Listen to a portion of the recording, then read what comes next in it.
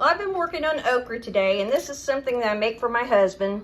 He's diabetic, so he needs snacks that are very low in sugar and carbs and different things like that.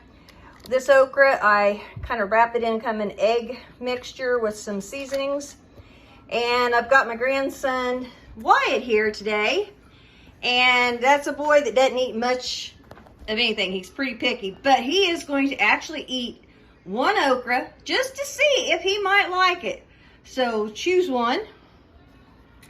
Okay. Pop it in your mouth and eat it. Chew it up. Not going too well? Look here at me. Look here at me. Is it not going too well? Okay. You got it down, didn't you? So is this something you'd ever eat again? No. No, not your cup of tea, huh? No. Hey, that's pretty brave of you, though. Good for you to try things. You never know, you might like something. Okay. Yeah.